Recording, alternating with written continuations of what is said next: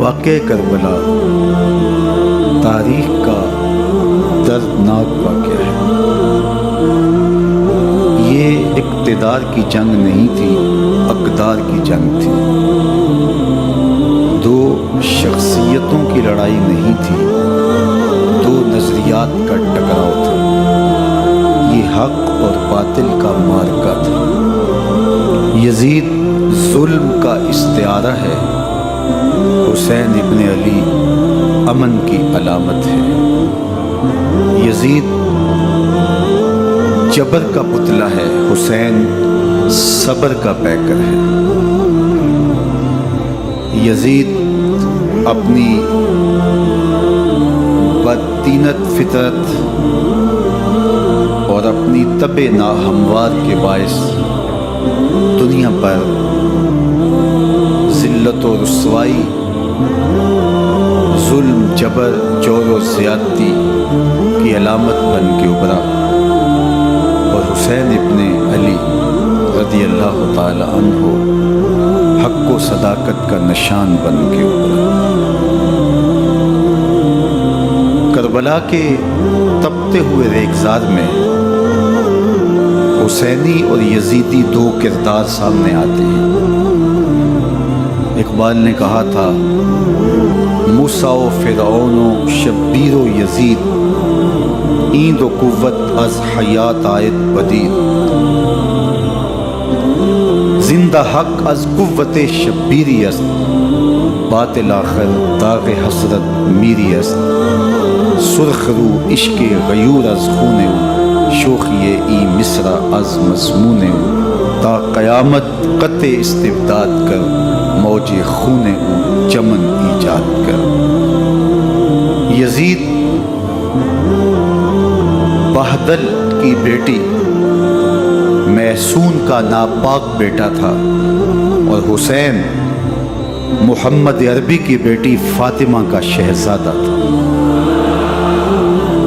یزید دمشق کے اطراف میں سرجون اور جریر، اختل جیسے اوباشوں کے جھرمٹ میں پل کے جوان ہوا۔ حسین کے گھر کا دروازہ مسجد نبوی کے اندر کھلتا تھا۔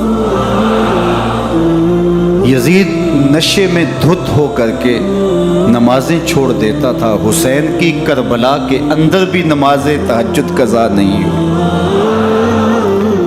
یزید ظلم کا دوسرا نام ہے، حسین امن کی علامت ہے۔ یزید نے زندگی میں ایک مرتبہ حج کیا اور شراب کے مٹکے ساتھ لے کے آیا، اور اختل اور دیگر گویوں اور مغنیوں کو اپنے ساتھ رکھا تاکہ سفر آسانی سے کٹے۔ حسین ابن علی نے 25 حج سواری ہونے کے باوجود پیدل کیے۔ یزید حج بیت اللہ کے بعد مدینہ المنورہ آیا اور شراب کی ایک مجلس برپا کی۔ حضرت امام حسین رضی اللہ تعالی عنہ جب وہاں پہنچے تو شراب کی پھیلی ہوئی بدبو کو محسوس کرتے ہوئے فرمایا، یہ بو کیسی ہے؟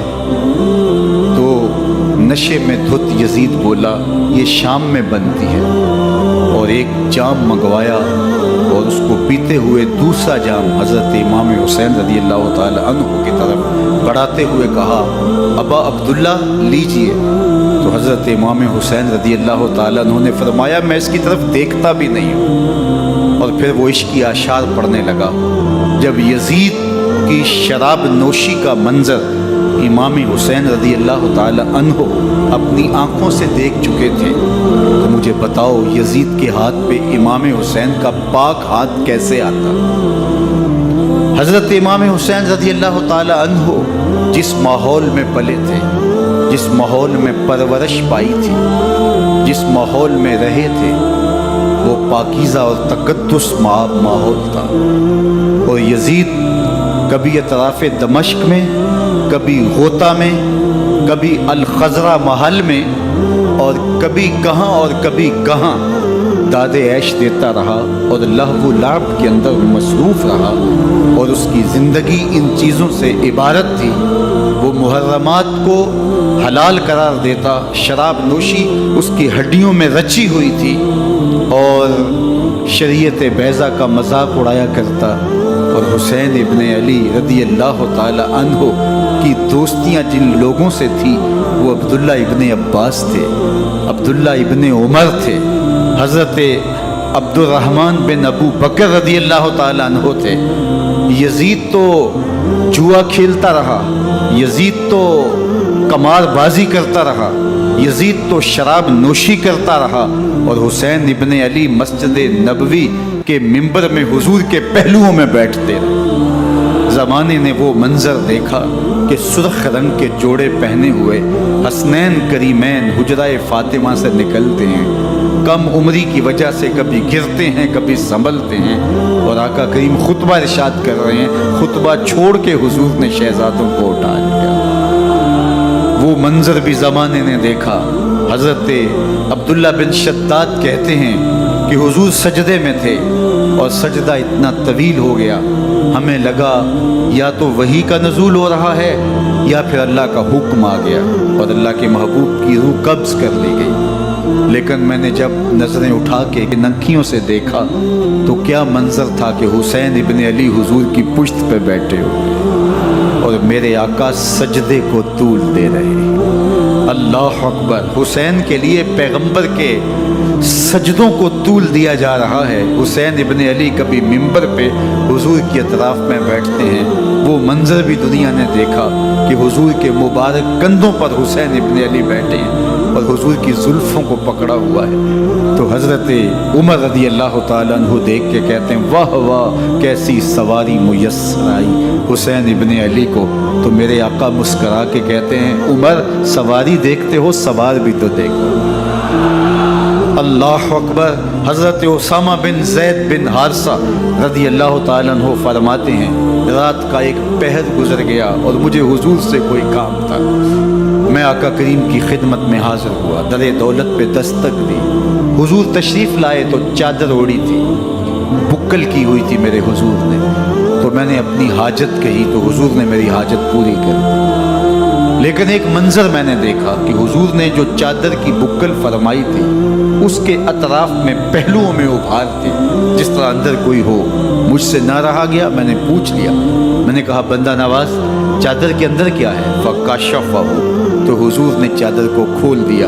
فیض الحسن والحسین علی ورکہ، تو کہتے ہیں میں نے اپنی آنکھوں سے دیکھا ایک پہلو سے امام حسین لپٹے ہوئے تھے، ایک پہلو سے امام حسن لپٹے ہوئے تھے۔ فرمایا یہ میرے بیٹے ہیں، یہ میری بیٹی کے بیٹے ہیں، اے اللہ میں ان سے پیار کرتا ہوں، تو بھی ان سے پیار کر، جو ان سے پیار کرے اس سے بھی پیار کر۔ ان کی محبت کا درس دیا، ان کے پیار کا سبق پڑھایا، کہا ان سے پیار کرنے والا میرے سے پیار کرنے والا ہے، ان سے بغض رکھنے والا میرے سے بغض رکھنے والا ہے۔ ان کی تکلیف حضور کو بے چین کر دیتی تھی۔ حضرت سیدہ فاطمہ الزہرا رضی اللہ تعالی عنہ کے گھر کے قریب سے گزرے تو حضرت امام حسین کے رونے کی آواز آ رہی تھی، تو آقا کریم علیہ السلام نے فرمایا کہ فاطمہ حسین کو چپ کرواؤ، الا تعلمی ان بقاءہ یوزینی، تو جانتی نہیں حسین کا رونا مجھے دکھ دیتا ہے۔ حسین ابن علی کو حضور رونے نہیں دیتے تھے، ان کو دکھی نہیں ہونے دیتے تھے، کیونکہ رسول اللہ صلی اللہ علیہ وسلم جانتے تھے کہ یہ کتنے دکھ سہے گا، کتنی تکلیفوں سے گزرے گا اور کتنے مصائب سہے گا۔ زمانے نے وہ گھڑیاں بھی دیکھی کہ حضرت حذیفہ بن یمان رضی اللہ تعالیٰ عنہ فرماتے ہیں کہ میں حضور کی خدمت میں نماز مغرب کی ادائیگی کے لیے حاضر ہوا، اور میں نے یہ اجازت خاص طور پہ اپنی ماں سے اس شرط پہ لی تھی کہ امی آپ مجھے اجازت دیں، میں حضور کی خدمت میں حاضر ہوتا ہوں، مغرب کی نماز بھی ادا کروں گا اور پھر حضور سے عرض کروں گا حضور میرے لیے اور میری ماں کے لیے بخشش کی دعا کر دیجیے۔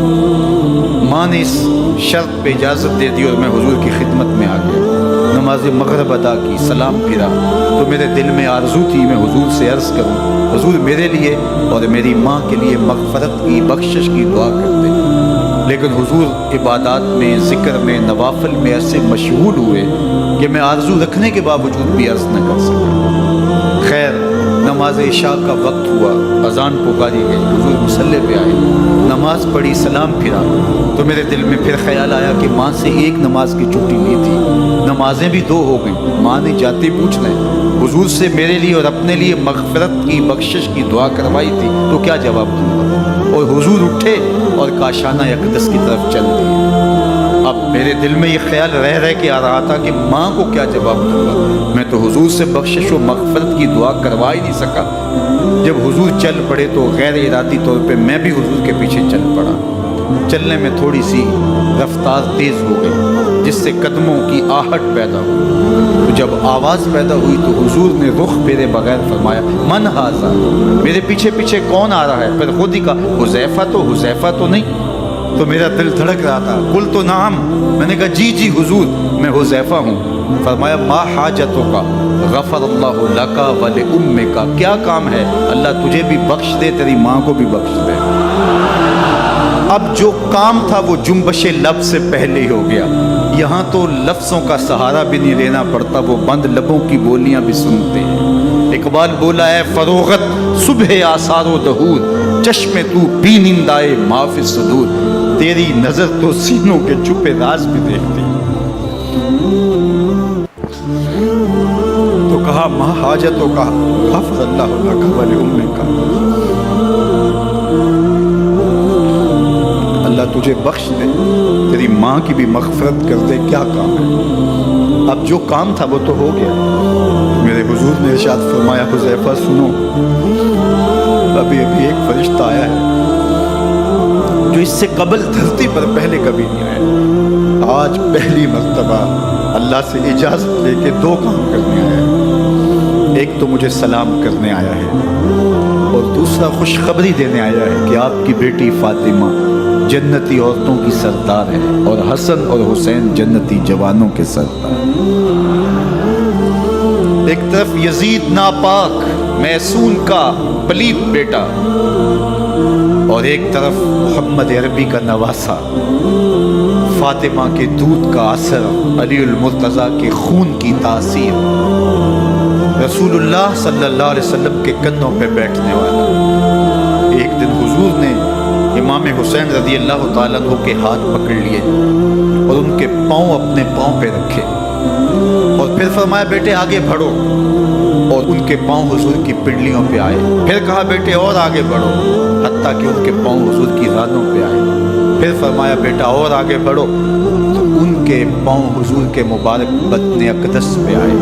پھر بازوؤں کو کھینچ کے اپنے قریب کیا، اور حسین ابن علی کے منہ میں اپنی زبان رکھ دی، اور وہ اس طرح چوس رہے تھے جس طرح کھجور چوسی جاتی ہے۔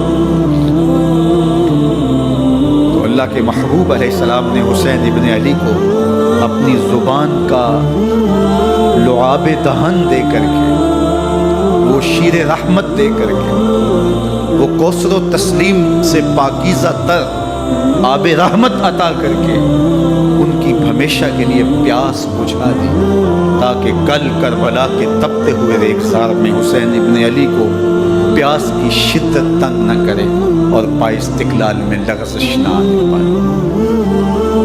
ان نازوں سے پالے ہوئے حسین کو، ان محبتوں سے پالے ہوئے حسین ابن علی کو امتحان بھی اتنے بڑے درپیش تھے۔ یاری تیری سونا پر ازمیشہ تیریاں اگ، سونا پرکھیا جامدہ ہے نال اگاں دے لگ۔ جتنا بڑا شخص ہوتا ہے اتنی آزمائشیں بھی بڑی ہوتی ہیں۔ پیغمبر رحمت کی آغوش میں کھیلنے والا، حجرہ فاطمہ کا جانشین، مصلی رسول کا وارث، منبر رسول صلی اللہ علیہ وآلہ وسلم پر حضور کے مبارک پہلو اور گود میں بیٹھنے والا حسین، حضور کی زبان چوسنے والا حسین، حضور کے کندھوں پہ سواری کرنے والا حسین، آقا کریم علیہ الصلوۃ والسلام کے مبارک سجدے کی حالت کے اندر حضور کی پشت پہ کھیلنے والا حسین، جس حسین کا دروازہ مسجد نبوی کے اندر کھلتا تھا اور یزید کی کرتوتوں کے چشم دید گواہ تھے۔ یزید جب تخت نشین ہوتا ہے تو اسے یہ فکر ہوتی ہے کہ امام حسین، عبداللہ بن زبیر عبداللہ بن عمر، عبداللہ ابن عباس یہ میری بیعت کریں۔ اور وہ ولید بن عقبہ کو لکھتا ہے کہ ہر صورت میں ان کی بیعت لو، اور اگر بیعت نہ دیں تو سختی کرو۔ حضرت امام حسین رضی اللہ تعالی عنہ کو بلاوا آتا ہے کہ آپ کو دارالامارت میں گورنر ہاؤس میں بلایا جا رہا ہے، ولید بن عقبہ کا پیغام آپ کو پہنچتا ہے۔ آپ اس وقت فرماتے ہیں کہ اس وقت جو پیغام پہنچا ہے وہ کسی خطرے سے خالی نہیں ہے، تو کچھ سواروں کو ساتھ لیا، کہا تم دارالامارت کے باہر کھڑے رہنا، اگر میری آواز بلند ہوئی تو اندر آ جانا، ورنہ تم انتظار کرنا۔ آپ اندر گئے۔ ولید بن عقبہ نے مروان کو بھی بلایا تھا۔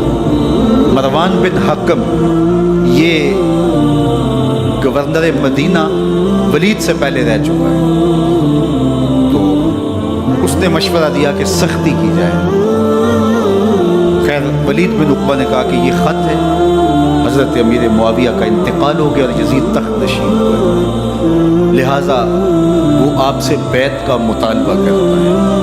تو حضرت امام حسین رضی اللہ تعالیٰ عنہ نے فرمایا کہ میرے جیسا شخص یوں چھپ کے بیعت نہیں کر سکتا، اور آپ واپس پلٹے۔ مروان بن حکم نے ولید بن عقبہ کو کہا کہ یہ موقع ہے جانے نہ دیا جائے، اگر یہ نکل گئے تو دوبارہ تم قابو نہیں پا سکتے اور انہیں یہیں قتل کر دیا جائے۔ حضرت امام حسین رضی اللہ تعالیٰ عنہ نے یہ بات سن لی۔ کہتے ہیں حضرت امام حسین انہیں قدموں کے بل واپس پلٹے اور مروان بن حکم سے مخاطب ہو کے کہا، مروان کیا بول رہا ہے؟ وہ خاموش ہو گیا۔ فرمایا تو جانتا نہیں ہم کون ہیں؟ آنا حسین ابن علی ابن ابی طالب، میں حسین ہوں، میں علی کا بیٹا ہوں۔ ہمارے گھر میں قرآن اترتا رہا ہے، وحی کا نزول ہوتا رہا ہے، اور یزید فاسق ہے، فاجر ہے، مسلمانوں کا قاتل ہے اور شرابی ہے۔ میں ڈنکے کی چوٹ پہ یزید کی بیعت سے انکار کرتا ہوں۔ بس حیدری کچھار سے محمدی شیر نکل آیا ہے۔ اب اوسان خطا ہو گئے، راستہ چھوڑ دیا، واپس آئے، سیدہ زینب سے ملے، کہا مدینے کو چھوڑنا پڑے گا۔ کہا بھیا کیا ہوا؟ کہا یزید بیعت لینے پہ مصر ہے اور میں کسی صورت بھی بیعت نہیں کروں گا۔ رسول اللہ کا مدینہ ہمارے خون سے لالہ زار بنے گا، میں نہیں چاہتا کہ حضور کے شہر نور کی حرمت پامال ہو۔ دوستو وہ کیسا منظر ہوگا جب حسین ابن علی نے آخری حاضری حضور کے روضے پہ دی ہو۔ حاجی یا معتمر 10 دن کے لیے، 8 دن کے لیے، 20 دن کے لیے مدینہ المنورہ عارضی سکونت اختیار کرتا ہے، اور حضور کے روضہ انور سے، اس شہر نور سے، ان گلیوں سے، ان بام و در سے ایسا مانوس ہو جاتا ہے کہ جب واپس پلٹ رہا ہوتا ہے ان دعاؤں کے ساتھ کہ دوبارہ آنا بھی نصیب ہو، اور اسے لگتا ہے کہ میں دوبارہ بھی بلایا جاؤں گا، لیکن اس کے باوجود شہر حبیب چھوڑنا قیامت سے کم نہیں ہوتا۔ اعظم چشتی مرحوم آخری بار جب حضور کے روضہ انور پہ گئے تو بیمار تھے، ویل چیئر پہ تھے۔ باب بقی سے باہر نکلے تو خادم سے کہا کہ میری ویل چیئر پیچھے سے کھینچو تاکہ میرا رخ روضہ انور کی طرف رہے، اور وہ پیچھے سے کھینچتا چلا جا رہا ہے، اور جب باب مکہ سے پیچھے جنت البقیع کے قریب سے گنبد خضرا نگاہوں سے اوجل ہونے لگا تو اعظم چشتی مرحوم نے کہا، جان بدن سے نکلتی ہے اعظم، جان بدن سے نکلتی ہے اعظم، کوئی آسان ہے مدینے سے جدا ہونا، کوئی آسان ہے مدینے سے جدا ہونا۔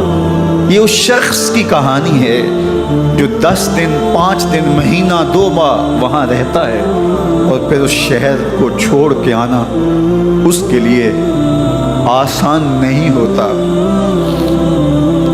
اور مجھے بتاؤ کہ حسین جو پیدا مدینے میں ہوا، جس کے گھر کا دروازہ مسجد نبوی کے اندر کھلتا تھا، جو مسجد نبوی کے اندر پرورش پا کے جوان ہوتا ہے اور مدینے کی گلیوں میں کھیلتا رہا، اس حسین ابن علی کے لیے مدینہ چھوڑنا، اور پھر وہ اس بات کا علم اور شعور رکھتے تھے کہ یہ آخری بار حضور کے در پہ حاضری ہے، دوبارہ اس شہر نور میں نہیں آ سکوں گا، تو کیا قیامت ہوگی اور کیا منظر ہوگا۔ محمد بن حنفیہ کے علاوہ خاندان نبوت کے جتنے لوگ تھے ان سب نے شہر مدینہ کو الوداع کہا، اور رات کے موقع میں مدینہ المنورہ کو، مسجد نبوی کو چھوڑ کر کے مکہ کی جانب عازم سفر ہوئے۔ 3 شعبان المعظم کو مکہ المکرمہ پہنچتے ہیں، ادھر کوفیوں کے خطوط آنے شروع ہو جاتے ہیں۔ حضرت امام حسین رضی اللہ تعالیٰ عنہ مسلم بن عقیل رضی اللہ تعالیٰ عنہ کو صورتحال معلوم کرنے کے لیے بھیج دیتے ہیں۔ 40,000 کوفی آپ کے ہاتھ پہ بیعت کر لیتے ہیں۔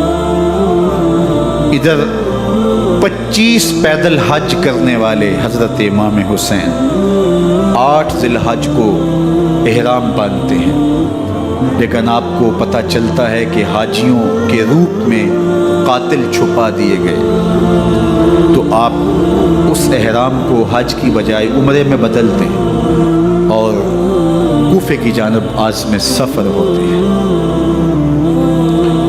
کائنات والوں، ذرا سینے پہ ہاتھ رکھ کے دیکھو کہ یہ کتنا مشکل مرحلہ تھا۔ اس دین کی آبرو کو بچانے کے لیے حضرت امام حسین رضی اللہ تعالیٰ عنہ نے کتنا بڑا قدم اٹھایا۔ آپ کے بہی خواہ، دوست، احباب عبداللہ بن عمر یہ سارے روکتے ہیں۔ عبداللہ بن عباس کہتے ہیں حضرت نہ جائیے، الکوفی لا یوفی، کوفی کبھی وفا نہیں کرتے۔ آپ کے والد کو وہاں شہید کیا گیا، لیکن آپ ایک فرض کو نبھانے جا رہے ہیں۔ میرے غم گسارو، میرے مہربانو، نہ روکو مجھ کو جانے دو، مجھے نانے کے دیگی ڈوبتی کشتی بچانے دو۔ میں جاتا ہوں کہ دنیا پر وفا کا نام رہ جائے، میں رہوں نہ رہوں پر عظمت اسلام رہے۔ میں نہیں جاتا تو نبی کے گھر کی آن جاتی ہے، میں نہیں جاتا تو نبی کے گھر کی آن جاتی ہے، تمہارا دین جاتا ہے، میری غیرت ایمان جاتی ہے۔ حضرت امام حسین یہاں سے چلتے ہیں، ابھی راستے میں ہی پہنچتے ہیں کہ یہ خبر آتی ہے کہ کوفے والوں نے بے وفائی کر دی، حضرت مسلم بن عقیل رضی اللہ تعالیٰ عنہ کو شہید کر دیا گیا، نعمان بن بشیر معزول کر دیے گئے، ابن مرجانہ ابن زیاد وہاں متعین کر دیا گیا جو سخت گیر شخص تھا، اور اس نے لوگوں کو ڈرایا، دھمکایا، اور کوفے کے لوگوں کے دل بدل گئے اور وہ بیتیں توڑنے لگے۔ وہ منظر مسجد کوفہ کا کتنا دلگداز تھا۔ جب امام نماز کے لیے کھڑے ہوئے تو 40,000 لوگ آپ کے پیچھے تھا۔ جب سلام پھیرا اور امام نے دیکھا کہ پیچھے لوگ نہیں ہیں، پھر لوگوں نے اپنے دروازے بھی بند کر دیے۔ رات کی تنہائیاں ہیں اور حضرت مسلم بن عقیل کو کوئی پناہ دینے والا نہیں۔ لوگوں نے دروازے بند کر لیے کہ کہیں ہمارے گھر میں نہ آ جائیں اور ہم مشقت اور حکومتی تشدد کا شکار نہ ہوں۔ کتنا دردناک لمحہ ہے حضرت مسلم بن عقیل رضی اللہ تعالیٰ عنہ پہ، اور پھر حضرت مسلم بن عقیل بے دردی سے شہید کر دیے جاتے ہیں۔ آپ ابھی راستے میں ہیں، یہ ساری کہانی پہنچتی ہے کہ حضرت مسلم شہید کر دیے گئے اور بے دردی سے شہید کر دیے گئے۔ وہ جنہوں نے خط لکھے تھے کہ ہم آپ کے ساتھ ہیں اور ہم منتظر ہیں، چشم برا ہیں، آپ کے قدموں کی چاپ سننے کے لیے بےتاب ہیں، آج انہوں نے بیتیں توڑ دی۔ 40,000 کوفی منحرف ہو گئے۔ مسجد کوفہ کا وہ منظر کس قدر روح کو تڑپا دینے والا تھا۔ ہم پچھلے سال عصر اور مغرب کے درمیان جب کوفہ پہنچے تو سورج ڈوبنے کے قریب تھا۔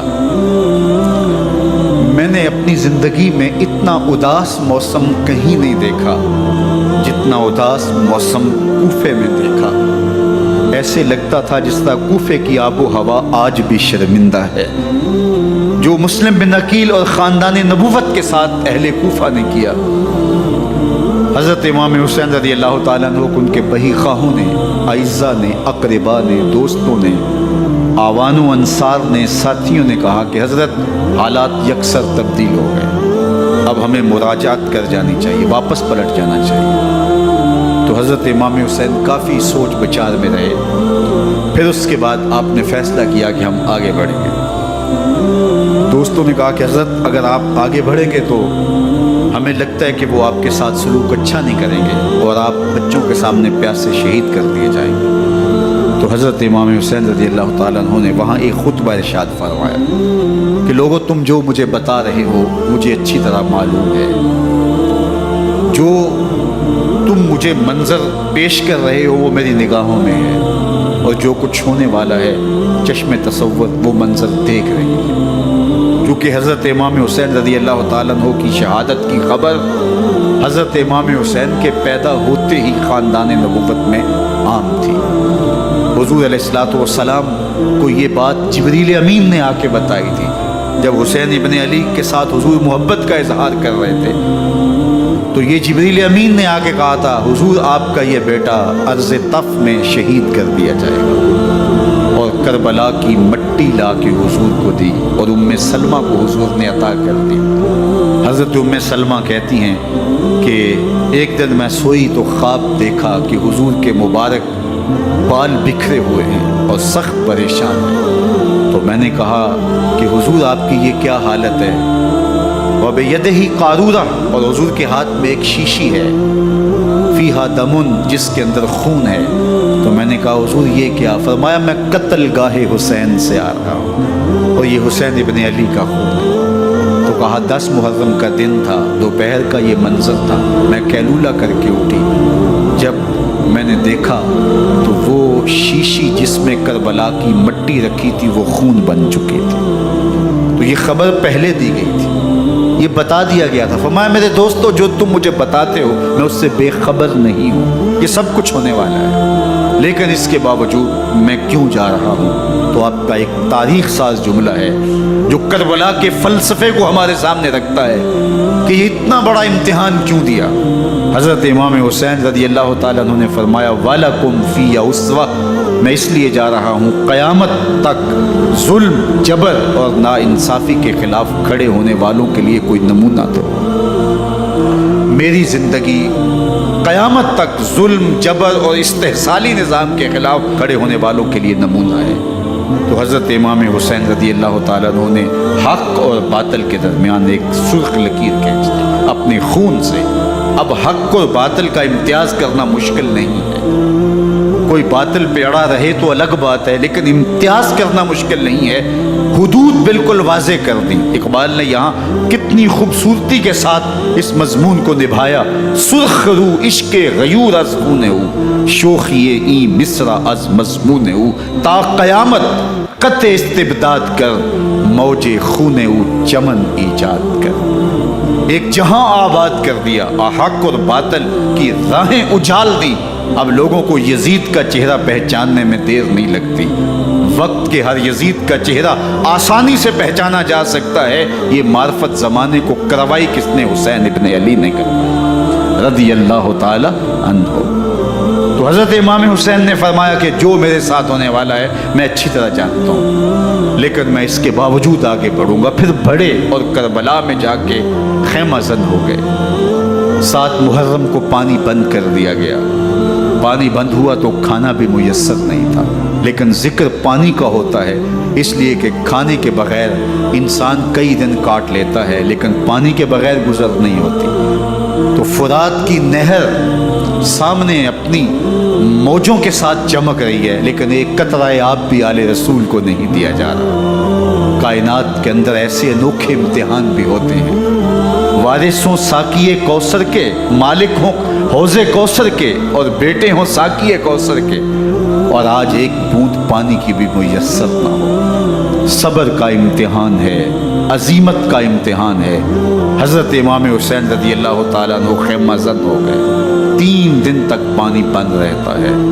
9 محرم کو رات کی تنہائی میں حملہ آور ہونا چاہتے ہیں، لیکن آپ نے کہا کہ ہمیں اللہ کے حضور عبادت اور ذکر کے لیے وقت دیا جائے۔ ساری رات ذکر میں گزرتی ہے، عبادات میں گزرتی ہے۔ رات کے اندھیرے میں آپ چراغ بجھا دیتے ہیں۔ آوان و انصار کو کہتے ہیں کہ ان کی دشمنی میرے ساتھ ہے، انہیں میرا خون چاہیے، اگر تم رات کی تاریکی میں نکل جاؤ تو میں تم سے کوئی مواخذہ نہیں کروں گا، اور یہ بھی تمہارا پیچھا نہیں کریں گے، اس لیے کہ ان کا مطلوب تم نہیں ہو، ان کا مطلوب میں ہوں۔ جب چراغ جلایا تو کوئی بھی نہیں گیا۔ مسلم بن نوسجہ کھڑے ہو کے کہتے ہیں حضرت اگر ہمارے بدن کو 70 بار کاٹا جائے اور جلایا جائے اور ہواؤں میں اڑا دیا جائے پھر بھی آپ کا ساتھ نہیں چھوڑیں گے۔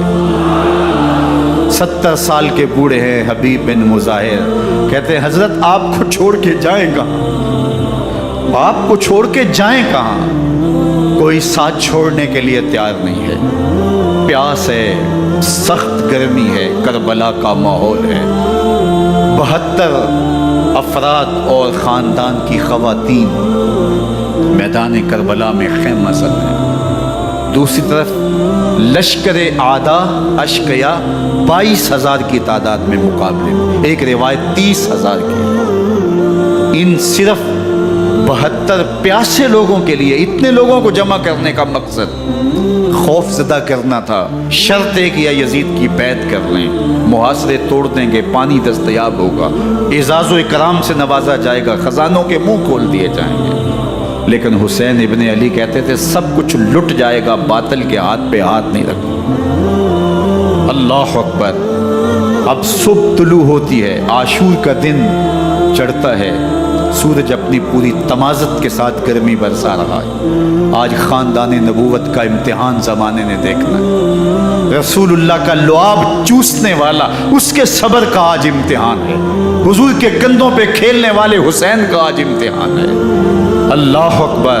حسین ابن علی تمام حجت کرتے ہیں میں نے تمہارا کچھ نہیں بگاڑا، میں نے کسی کا خون نہیں کیا، میں نے کوئی زیادتی نہیں کی، تم کیوں میرے قتل کے در پہ ہو؟ تم جانتے نہیں میں کون ہوں؟ میں تمہارے نبی کا نواسا ہوں، رسول اللہ صلی اللہ علیہ وآلہ وسلم کے کندھوں پہ کھیلتا رہا ہوں، حضور کا لعاب چوستا رہا ہوں، اور میں بوسہ گاہے رسول صلی اللہ علیہ وآلہ وسلم۔ لیکن ان اشقیاء کے دل پر کوئی چیز اثر انداز نہیں ہوتی۔ ایک ہور ہے، اللہ اس کے دل میں نرمی ڈالتا ہے۔ پہلے تو امام حسین کو گھیر کے لے کر کے آتا ہے، لیکن بعد میں وہ قافلہ یزید سے قافلہ حسین کی طرف آ جاتا ہے۔ امام حسین فرماتے تو دنیا میں بھی ہور ہے، آخرت میں بھی ہور ہے، آزادی مل جاتی ہے۔ باقی 22,000 کا لشکر جرار امام حسین کے قتل کے طرف آئے۔ پھر تاریخ نے خاندان نبوت کا وہ انوکھا امتحان دیکھا۔ حضرت امام حسین کے بچے بالخصوص خواتین پیاس کی شدت میں حلق خشک ہے۔ حضرت سکینہ تڑپ کے اپنے باپ سے کہتی ہے کہ مجھے 6 ماہ کے علی اصغر کی پیاس نہیں دیکھی جا رہی۔ بچے کو ہاتھوں پہ اٹھاتے ہیں اور نہر فرات کے کنارے پہنچ کے فرماتے ہیں اشقیاء سے مخاطب ہو کے تمہارا معاملہ میرے ساتھ ہے، اس 6 ماہ کے بچے نے تمہارا کچھ نہیں بگاڑا، اور چلو بھر کے اس کا حلق سیراب کرنا چاہتے ہیں۔ ایک 2 شاخہ تیر آتا ہے جو حضرت علی اصغر کے گلے کو چیر دیتا ہے۔ راوی لکھتے ہیں کہ وہ عام تیر نہیں تھا، جانوروں کو شکار کرنے کے لیے جو بڑے تیر ہوتے ہیں وہ 2 شاخہ تیر تھا۔ وہ گردن کو کاٹ دیتا ہے، خون بہنے لگتا ہے، گردن لٹک جاتی ہے۔ حضرت امام حسین وہ بہتا ہوا خون اپنے چلو میں لیتے اور آسمان کی طرف اچھال کے کہتے ہیں مالک حسین کی یہ قربانی بھی قبول فرما۔ یہ تماشا لب بام نہیں ہے، بچہ بیمار ہو ڈاکٹر جواب دے دیں، ماں باپ کے ہاتھ پھول جاتے ہیں، زندگی کی سانسیں ابھی چل رہی ہوتی ہیں، لیکن ڈاکٹر کہے کہ یہ میرے بس کا روگ نہیں ہے، کہیں اور لے جاؤ، تو زندگی کا لف و نشر غیر مرتب ہو جاتا ہے۔ میں سلام پیش نہ کروں حسین ابن علی کو، 6 ماہ کا علی اصغر ہاتھوں میں دم توڑتا ہے، گردن لٹک جاتی ہے، خون بہ رہا ہے۔ اب خیموں کی طرف بڑھ رہے ہیں، لیکن زبان پہ شکایت نہیں ہے، کہتے ہیں مالک حسین کی یہ قربانی قبول کر لے۔ اب خیموں کی طرف آنا، شہر بانو، ام رباب، سیدہ زینب، حضرت سکینہ سلام اللہ علیہا کا سامنا کوئی آسان کام نہیں تھا، لیکن حسین ابن علی آتے ہیں، شہزادے کو یہاں خیموں کے قریب رکھ کے کہتے ہیں کہ یہ حوض کوثر سے سیراب ہو گیا ہے۔ اللہ اکبر، کوہرام مچ جاتا ہے خیموں کے اندر، کیا منظر ہوگا، اور ان کو کن الفاظ کے پیرائے میں ڈھال کر کے ان کیفیات کو بیان کیا جا سکتا ہے جو اہل بیت کے خیموں کے اندر علی اصغر کی شہادت کے بعد کا منظر رقم ہو رہا ہوگا۔ اللہ اکبر، ادھر اشکیا آوازیں دے رہے ہیں، مبارزت کے لیے پکار رہے ہیں۔ زمانے نے پھر وہ منظر بھی دیکھا کہ جوان بیٹے کو 18 سال کی کمائی حضرت امام حسین میدان عمل میں بھیج رہے ہیں۔ وہ علی اکبر جو حسین کا نور نظر ہے، آنکھوں کا قرار ہے، دل کی تسکین ہے۔ اور پھر حضرت علی اکبر جب گھوڑے کی زین سے فرش زمین پہ گرتے ہیں تو باپ کو آواز دیتے ہیں، اور حضرت امام حسین جو ہے وہ آگے جا کے بیٹے کی لاش اٹھاتے ہیں۔ اللہ اکبر، 18 سال کے بیٹے کی لاش کو کندھوں پہ اٹھا کے خیموں تک لاتے ہیں اور ہاتھ پھیلا کے کہتے ہیں مالک حسین کی یہ قربانی بھی قبول۔ کبھی قاسم بن حسن کی لاش اٹھا کے لاتے ہیں، کبھی اون و محمد کی لاشیں اٹھا کے لاتے ہیں، بھتیجوں کی، بھانجوں کی، بھائی عباس کے کٹے ہوئے بازو اور زخموں سے چھدا ہوا لاشا۔ کیا کیا قیامتیں تھیں جو اس کربلا کے ایک میدان کے اندر نہیں توڑی گئیں۔ حضرت امام حسین پر دکھ پہ دکھ، تکلیفوں پہ تکلیفیں۔ اب 71 لاشیں اٹھا کے خیموں تک پہنچا چکے، اور ادھر مبارزت کی دعوت دی جا رہی ہے، آؤ میدان عمل میں آؤ، اب دیر کیوں کر رہے ہو۔ رسول اللہ کا حرم، رسول اللہ کی شہزادیاں جو نازوں میں پلی تھی، وہ کلیاں جو شبنم کا بوجھ بھی گوارا نہیں کر سکتی تھی، آج مصیبتوں کے پہاڑ ٹوٹ گئے۔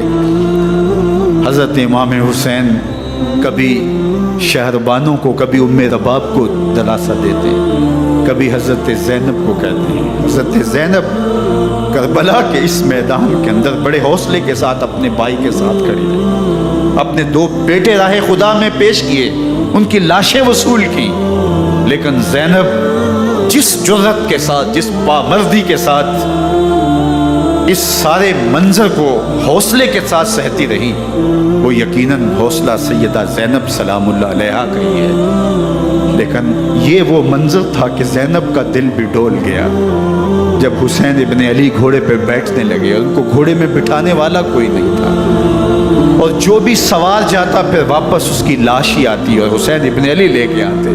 آج حسین ابن علی جا رہے ہیں، زندگی کا سارا سرمایہ لٹ رہا ہے، حضرت زینب سلام اللہ علیہا سنبھالے سنبھل نہیں رہی۔ حضرت امام رضی اللہ تعالیٰ عنہ اٹھے اور آپ نے حضرت زینب کو صبر کی تلقین کی اور کہا کہ صبر ہی بہترین ذریعہ ہے اور اللہ کی قربت کا ایک بہترین سبب ہے، اور ان کو صبر کی تلقین کرتے ہوئے فرمایا کہ میرے بعد تم نے اس ذمہ داری کو سنبھالنا ہے، اور ان مخدرات اسلام کی، ان شہزادیوں کے پردے کی تم نے حفاظت کرنی ہے۔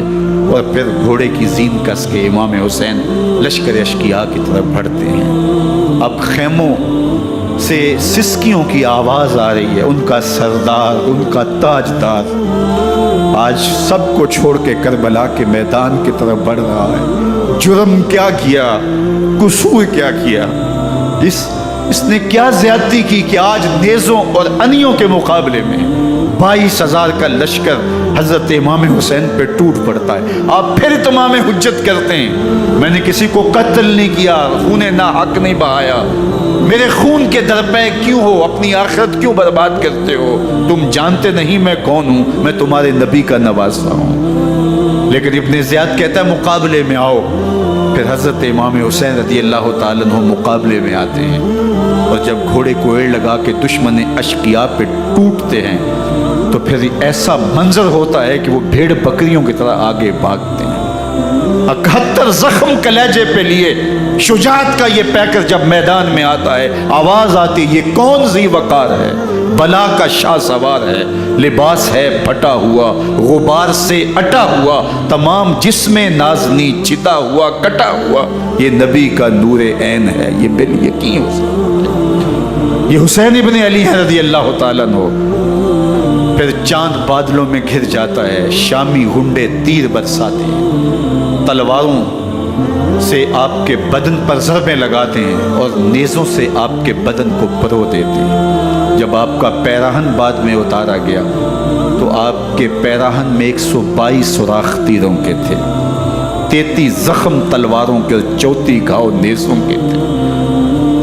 جب گھوڑے کی زین سے فرش زمین پر آئے، بدن چھلنی تھا، زخم زخم سے خون بہ رہا تھا، 3 دن کا پیاسا حسین، اللہ اکبر، بدن زخموں سے چور، 71 لاشیں کلیجے پہ لیے، مخدرات اسلام کے پردے کا خیال دل میں الگ ہے، لیکن گھوڑے کی زین سے جب فرش زمین پہ امام حسین آتے ہیں، زبان پہ ہائے نہیں، نالا و شیون نہیں، چیخ و پکار نہیں، آتے ہی پیشانی سجدے میں رکھتے ہیں اور پکارتے ہیں اللہم ردن بقضائک و صبرن علی بلائک تسلیما لامرک سبحان ربی الاعلی۔ مالک گھر لٹا کے، بچے لٹا کے، خاندان سب کچھ قربان کر کے، اپنے بدن کو زخموں سے چھلنی کروا کے، تیروں اور نیزوں کی انیوں سے اپنے آپ کو زخمی کروا کے، تیرے حضور سر جھکا کے یہ اقرار کرتا ہوں کہ حسین تیری تقدیر پہ راضی ہے، مالک تو بھی بتا، تو بھی حسین پہ راضی ہوا ہے کہ نہیں؟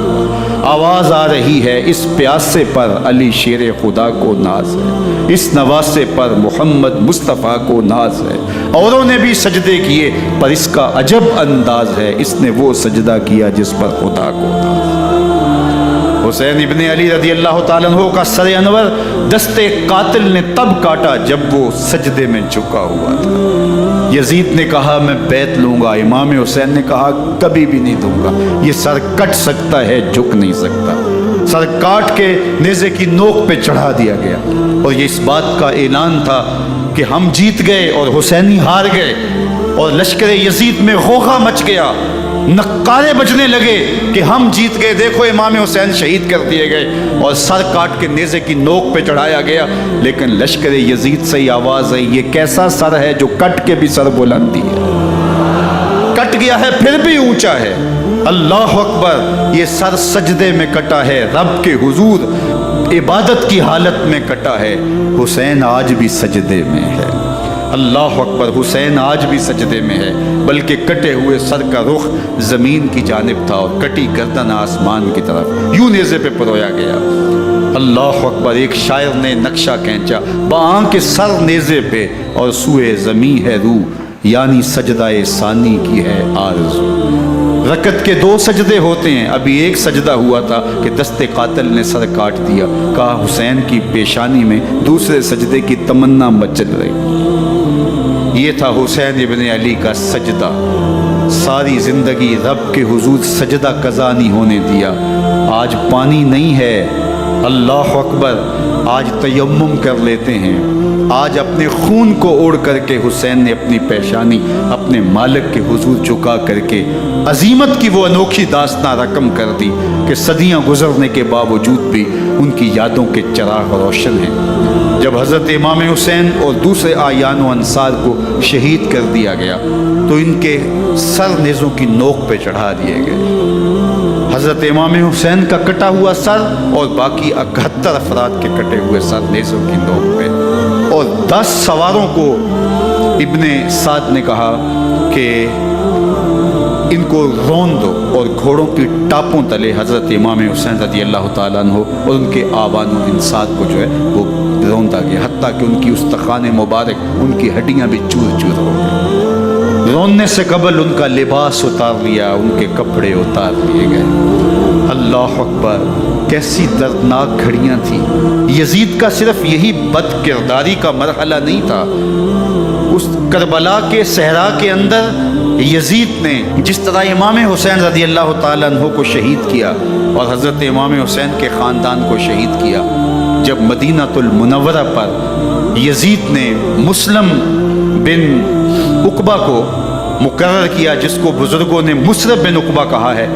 तो उसको कहा 3 दिन तक मदीने का हरम तुम्हारे लिए हलाल होगा, जो चाहो तुम करना, और शामी फौजों को इजाज़त होगी। तो वहाँ भी उन्होंने 10,000 ताबईन और 700 सहाबा को शहीद किया। हज़रत अबू सईद खुदरी रज़ी अल्लाह तआला अन्हु घर से बाहर निकले, काफ़ी बूढ़े हो चुके थे।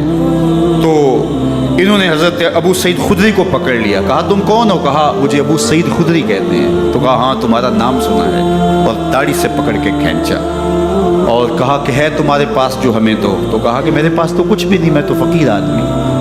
तो उनके घर उनको ले गए, तो 2 कबूतर रखे थे हज़रत अबू सईद खुदरी ने, तो वो कबूतर लूट के ले गए। अल्लाह अकबर।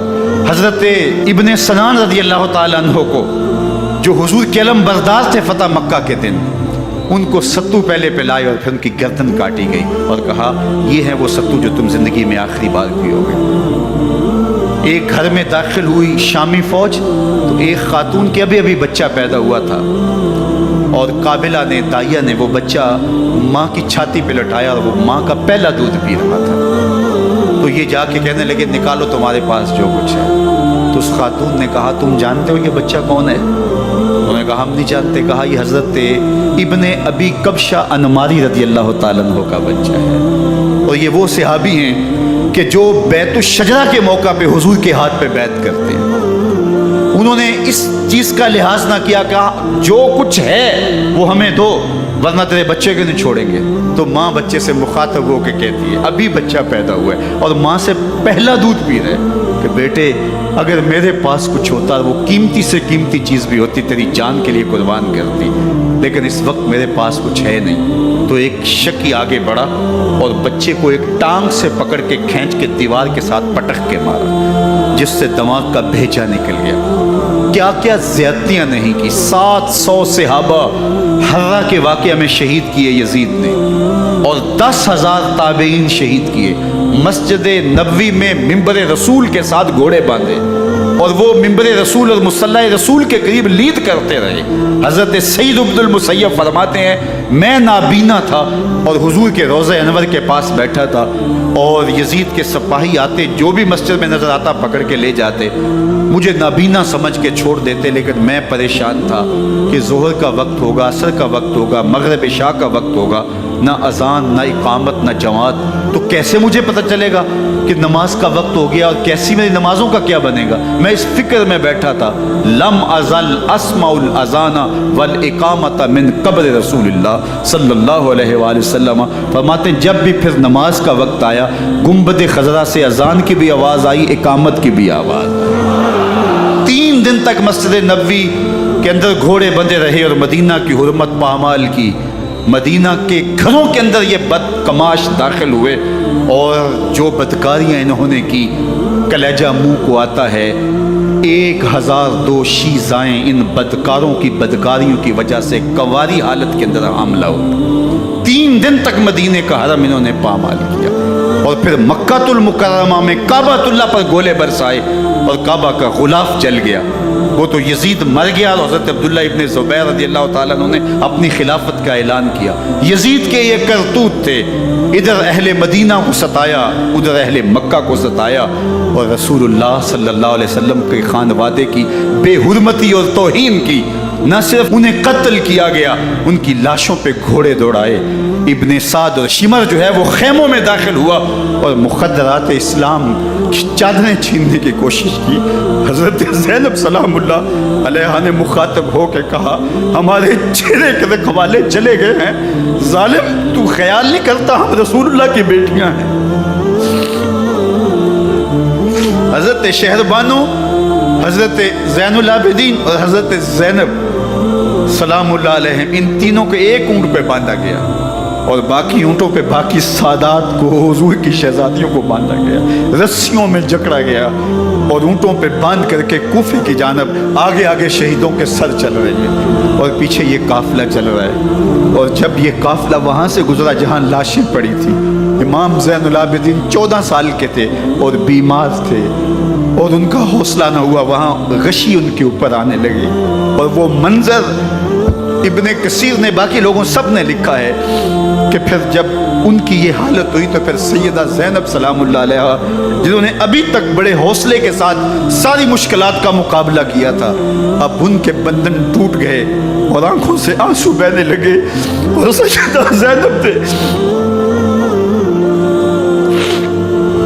امام حسین رضی اللہ تعالیٰ عنہ کی لاش پہ کھڑے ہو کے، اور وہ روندی ہوئی لاش، ٹوٹی ہوئی ہڈیاں، اور وہ پریشان بدن، کٹا ہوا سر نیزے کی نوک پہ، اور لاش یہ پڑی ہے، تو حضرت سیدہ زینب نے مدینے کی طرف منہ کر کے جو ہے وہ حضور سے فریاد کی، یا محمد آہو، یا محمد آہو، ھذا حسین بالآراء مزمل بالدماء، یا محمد آہو بناتوں کا سبایا۔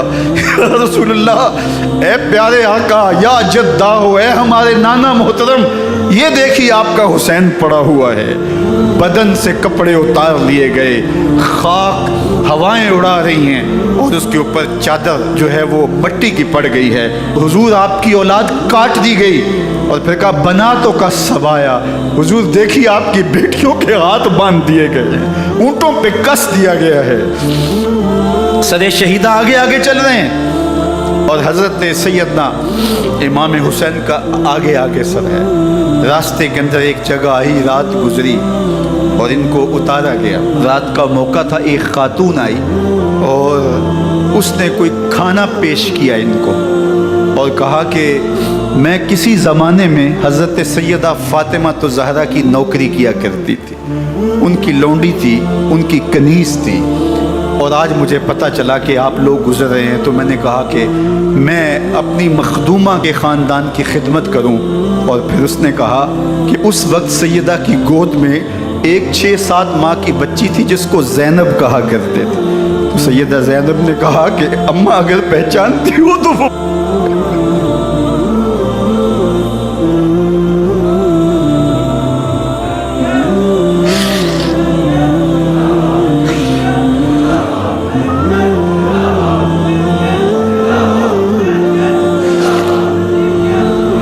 تاراج اور لٹا ہوا کارواں پھر وہاں سے کوفے میں کیسے پہنچا، اور کوفے کے اندر سیدہ زینب سلام اللہ علیہا نے وہ یزید کے دربار میں، ابن زیاد کے دربار میں وہ جرأت آمیز جو باتیں کہیں، اللہ اکبر، زینب کی زبان میں علی کی خطابت بول رہی تھی، اور پھر دشمن اور دوست سارے رونے لگے، اور وہ کیا دل گداز منظر تھے، اور پھر یہ سروں کا قافلہ اور سادات کرام کا مشکیں کسی ہوئی ہیں اور اونٹوں پہ باندھے ہوئے، ان کو وہاں سے پھر قادسیہ اور قادسیہ سے پھر دمشق یزید کے دربار میں پہنچایا گیا، اور وہاں سے یہ لٹے ہوئے خانمہ برباد تاراج لوگ مدینہ المنورہ میں کیسے پہنچے، اور اہل مدینہ نے کیسے استقبال کیا، اور وہ منظر کتنا دلگداز تھا جب اہل مدینہ زینب سے پوچھتے تھے زینب حسین کہاں ہے،